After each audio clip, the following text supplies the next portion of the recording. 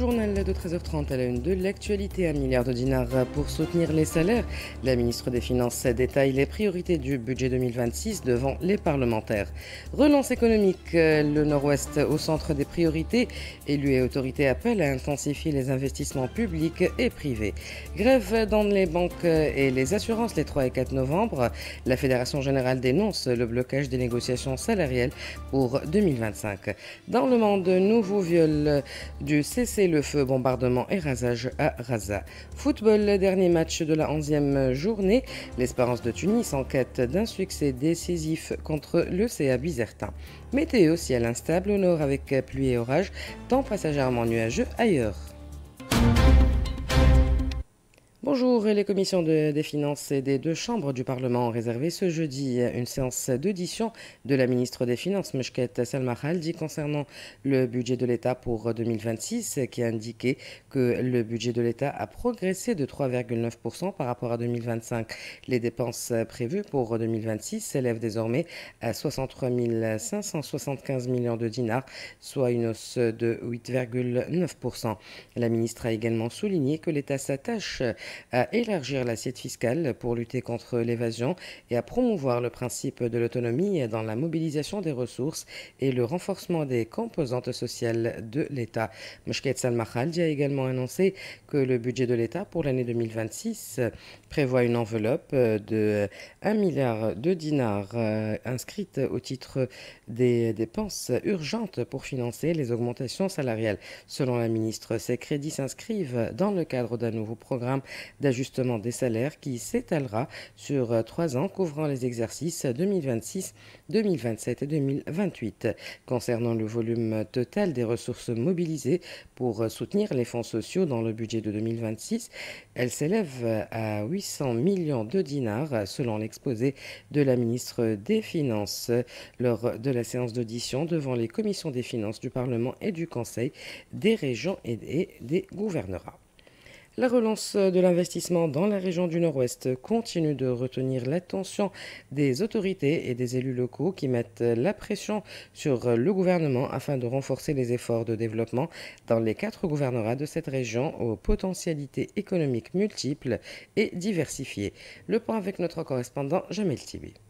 La commission régionale consultative de l'investissement à Jendouba a débattu cette semaine de la situation prévalente dans le secteur de l'investissement public et privé et des entraves qui font obstacle au développement régional de ce gouvernorat connu pour ses énormes potentialités naturelles, ses richesses en eau et surtout son agriculture florissante, mais toujours confronté à un problème de financement des nouveaux projets et au chômage des jeunes, auquel s'ajoute la réticence des banques vis-à-vis de l'investissement dans certains secteurs, en ce qu'elle ne participe, selon les statistiques régionales, qu'à hauteur de 6% du total des crédits alloués à la création et à la mise en place de projets de développement productif et susceptibles de favoriser l'emploi. Du coup, c'est un appel qui a été lancé au gouvernement pour mieux soutenir les nouveaux promoteurs, en particulier dans certaines délégations jugées en retard de développement manifeste. Et il faut dire que seul le secteur agricole continue de se développer, mais à un rythme assez lent, alors que le secteur industriel est à la traîne, d'autant plus que la région manque cruellement de matériaux de construction comme le gravier et la pierre à bâtir. La situation semble aussi identique dans les autres gouvernorats du Nord-Ouest où des journées de relance de l'investissement privé sont prévues, y compris dans le domaine du tourisme alternatif qui devrait connaître un rebond eu égard aux projets programmés dans certaines régions. Le secrétaire général de la Fédération générale des banques, des institutions financières et des compagnies d'assurance a déclaré que la grève prévue les 3 et 4 novembre dans le secteur bancaire et assurantiel constitue un moyen de pression pour relancer le dialogue et non une fin en soi. Il a souligné que l'augmentation salariale pour l'année 2025 n'a pas été appliquée dans ce secteur, contrairement à la fonction publique et à la poste, et que le Conseil bancaire et financier a refusé d'engager des négociations malgré plusieurs réunions. Gésil a également appelé à l'application de la loi numéro 41 de 2023 qui vise à limiter les taux d'intérêt sur les prêts à long terme tout en exhortant le président de la République à intervenir pour garantir le dialogue et éviter un blocage économique. Il a enfin affirmé que cette grève vise avant tout à rétablir les droits légitimes et à promouvoir la justice sociale sans nuire à l'intérêt du pays. La Chambre nationale des jardins d'enfants et des crèches relevant de l'UTICA a organisé ce matin un sit-in devant le siège de l'Assemblée des représentants du peuple. Les professionnels du secteur y ont réclamé la réactivation des commissions de contrôle des espaces anarchiques dans toutes les régions ainsi qu'une révision des taxes et des conditions jugées contraignantes du cahier des charges publié le 10 mars 2023. Nebiha Kamoun, présidente de la Chambre, nous en dit plus au micro de Zain Fers. Nous sommes en train de subir des situations qui sont vraiment très pénibles. Nous sommes en train de perdre nos enfants au profit des secteurs comme les écoles privées, comme les côtés, comme les espaces anarchiques. Ce sont les classes préparatoires que les écoles ont pris. Et en plus de ça, les écoles ne prennent pas que les 5 ans. Maintenant, ils ont piétiné sur les 4 ans. Donc, le nombre d'enfants dans les jardins d'enfants est en train de baisser d'une façon vraiment alarmante. En plus de ça, nous voulons profiter, comme ça a été dans le temps, en 1989, de l'exonération des impôts. Notre budget ne nous permet pas de payer les impôts. Nous avons des dettes énormes. L'Institut national du patrimoine accueille aujourd'hui et demain à Tunis un colloque international pluridisciplinaire intitulé Le fil dans tous ses états, co-organisé avec l'Association méditerranéenne pour la pédagogie et la citoyenneté. Cet événement réunit chercheurs, artistes et artisans autour d'un thème fédérateur, le fil symbole de créativité, de mémoire et de lien social exploré à travers l'histoire, la littérature et les arts. Gliaïa Ksira, présidente de l'association, s'est exprimée à ce sujet au micro de l'Arder Suite. Il y a dans ce colloque deux volets. L'un historique, c'est-à-dire comment les hommes ont commencé à s'intéresser à l'artisanat du fil. Quand je dis fil, dans tous ces états, c'est-à-dire depuis la broderie jusqu'au tissage, jusqu'aux représentations très artistiques, très fines. Et la deuxième journée sera consacrée à la représentation de tous ces arts dans la littérature et les arts, qui sont les écrivains, qui sont les artistes, qui se sont intéressés à inscrire dans leurs écrits, dans leurs romans et autres, l'art du fil, qu'il soit régional ou international ou local, etc. Je voulais justement rendre hommage aux premiers qui se sont lancés dans l'art de la tapisserie ou du clim ou du margot. J'ai voulu rendre hommage à tous ceux qui se sont lancés, par exemple, dans le tapis kérouanais. Je parlais du tapis de Kérouan comme spécialité de la région et comme emblème de la ville de Kérouan. Et puis, margot, Waderfi, qui est différent, que ce soit dans les pratiques, que ce soit dans l'utilisation du matériau, la tension, les motifs, etc. Et le climat de Gassa, donc des représentations liées au quotidien des gens pour devenir vraiment de belles toiles artistiques. En Tunisie, la lutte contre le cancer du sein reste une urgence sanitaire. Le nombre de nouveaux cas continue de grimper, dépassant les 4400 en 2024. À l'occasion de l'Octobre Rose, l'Office national de la famille et de la population multiplie les campagnes de dépistage et de sensibilisation à travers le pays, touchant cette année plus de 70 000 personnes. Des équipes médicales appuyées par le Train Rose se rendent jusqu'à dans les zones rurales pour encourager la prévention et détecter la maladie à temps. Après le gouvernorat de Sfax, le Train Rose s'installe aujourd'hui à Tozeur pour poursuivre sa campagne de dépistage et de sensibilisation au profit de la population du sud du pays. Mohamed Ouaji, directeur général de l'ONFP, nous en parle au micro de la Jeb Lamar. Pendant ce mois d'octobre rose, l'Office a organisé plus de 400 manifestations en dehors des délégations, c'est-à-dire aux usines, dans l'espace public, pour organiser des journées de dépistage. Nous avons dépassé les 60 à 70 000 personnes touchées pendant uniquement l'octobre rose. Et comme d'habitude, le Train Rose est l'apothéose de ce mois-ci. Hier, à Al-Hancha, nous avons eu 400 femmes qui ont été prises en charge et dans 200 examiné avec, malheureusement, on a trouvé 3 cas que nous allons prendre en charge. Et aujourd'hui, nous continuons avec 12 heures. Le message que nous voulons passer, c'est que le cancer du sein, on doit le dépister le plus tôt parce que plus la détection est précoce, plus la guérison maintenant peut être totale. Nous avons aussi travaillé sur le dépistage du cancer du col par les frottis. Nous avons travaillé sur la sensibilisation pour la vaccination par l'HPV pour les filles. Je veux insister qu'à Toulouse, en parallèle du train, il y a l'activité Mamola ici, de la mammographie, d'une biopsie si nécessaire. Donc c'est un travail qui est complet au profit du citoyen. Santé toujours, la foire internationale de Sousse accueille depuis hier un rendez-vous incontournable pour les professionnels de la santé, le salon AfriHealth et AfriLab. Cet événement qui se déroule sur 4 jours réunit près de 70 exposants tunisiens et étrangers venus présenter leur innovation. Le salon met à l'honneur les dernières avancées en chirurgie esthétique, les équipements médicaux de pointe, les laboratoires du futur ainsi que les solutions liées au numérique en santé. L'objectif est de favoriser les échanges entre acteurs du secteur, promouvoir les partenariats africains et renforcer la place de la Tunisie comme hub régional des technologies médicales. Basma Ahmedi, organisatrice de l'événement, nous en parle au micro de Zainab Fers.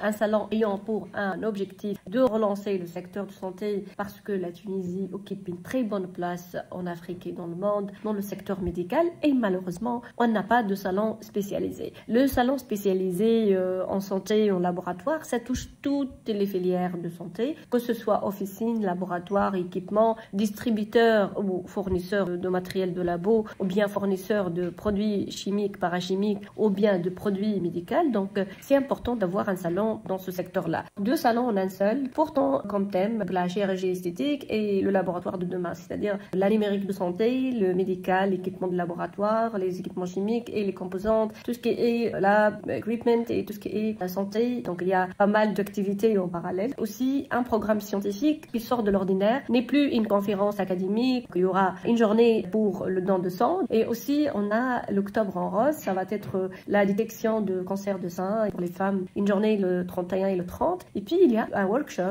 portant comme thème le spa avec l'Organisation mondiale de spa et Life Excellence avec une présence italienne importante. Le président de l'association, il va parler de l'importance des spas et du tourisme médical. Le ministère de la Santé a remis cette ambulance de type A, ambulance de secours et de soins d'urgence entièrement équipée des dernières technologies médicales à plusieurs services d'aide médicale urgente SAMU à Tunis, Sousse, Sfax, Gebes, Gafsa, Jandouba et Mednine. Dans l'actualité internationale, dans une nouvelle violation du cessez-le-feu, les avions israéliens ont mené ce jeudi plusieurs raids à l'est de Khan Younis, dans le sud de la bande de Gaza, accompagnés de la destruction de plusieurs habitations, plus d'une dizaine de fortes explosions successives ayant été entendues dans la région.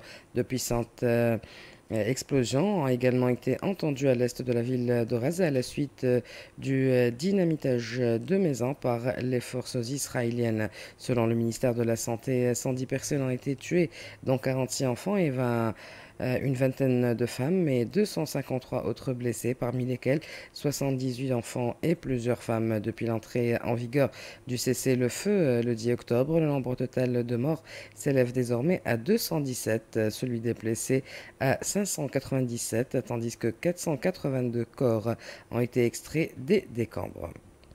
Le président libanais Joseph Aoun a demandé à l'armée de faire face à toute incursion sioniste au sud du pays, et ce pour défendre le territoire national et assurer la sécurité des citoyens. Cette demande intervient après que des militaires sionistes ont tué un employé municipal lors d'une incursion dans un village au sud du Liban avant de se retirer à l'aube.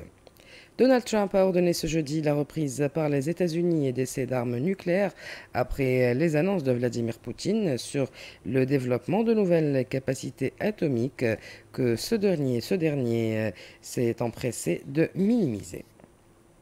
Retour en Tunisie, au cœur du désert tunisien, Ksar accueille la 2e édition du Festival international du cinéma au Sahara. Jusqu'au 2 novembre, les dunes se transforment en écran et les oasis en scène de création. Cette édition 2025 réunit des cinéastes venus de 18 pays d'Afrique, d'Europe et du Moyen-Orient, avec l'Algérie comme invité d'honneur. Entre projections, workshops et masterclass, l'événement entend faire du Sahara un espace de dialogue culturel et une destination cinématographique à part entière. Hafez Khalifa, directeur du festival, nous donne un avant-goût au micro de Rajab Namara. Festival international de cinéma au Sahara. Cette édition, on a 20 représentations des films qui proviennent de 17 pays avec 8 workshops, avec un masterclass avec grands noms, Salma Bakar, Souadine Slimane et aussi Ziad Litaïm, Fouad Litaïm. On a 3 jurys pour les films courts-métrages commentaires et aussi des films normaux et aussi les films pour les jeunes, 60 heures films de cinéma. On a bien sûr les 3 lieux de projection à Paradis Gara et aussi au village de Gara. Et aussi, on va valoriser le site archéologique de Fort Romain, ce festival Tédinite, c'est pour les enfants avec le dessin à travers le sable. Et aussi, on a les champs des déserts. On veut que Xarilène comme une direction cinématographique, culturelle, qui va projeter des films pour les habitants. Football, dernière rencontre aujourd'hui de la 11e journée du championnat de la Ligue 1 du football professionnel à Rades. L'Espérance sportive de Tunis jouera contre le CA Bizertin. Les 100 heures devraient l'emporter pour se rapprocher du haut de tête, le club africain et le stade tunisien. Le match débute à 14h30. La météo à la fin de cette édition, des nuages parfois denses avec des pluies éparses sur le nord. Cet après-midi, ces pluies seront temporairement orageuses sur les régions côtières du nord, temps passagèrement nuageux sur le reste des régions, vent de secteur ouest faible à modéré, se renforçant sous orage et dépassant les 60 km/h sous forme de rafales. La mer sera peu agitée, localement agitée sur les côtes est. Les températures maximales seront comprises entre 24 et 29 degrés et atteignant environ 22 degrés dans les hautes terres de l'Ouest. Avant de vous quitter, je vous rappelle les principales informations de ce journal. 1 milliard de dinars pour soutenir les salaires. La ministre des Finances détaille les priorités du budget 2026 devant les parlementaires. Relance économique, le Nord-Ouest au centre des priorités. Élus et autorités appellent à intensifier les investissements publics et privés. Dans le monde, nouveau viol du cessez-le-feu, bombardement et rasage à Raza. Football, dernier match de la 11e journée. L'Espérance de Tunis en quête d'un succès décisif contre le CA Bizertin à partir de 14h30. Ainsi s'achève notre édition. Merci de l'avoir suivi. Merci à Houaïd Abizid et Soufiane Benjima pour leur précieuse collaboration. La rédaction vous donne rendez-vous à 15h pour un flash d'actualité. Restez à l'écoute de RTCI.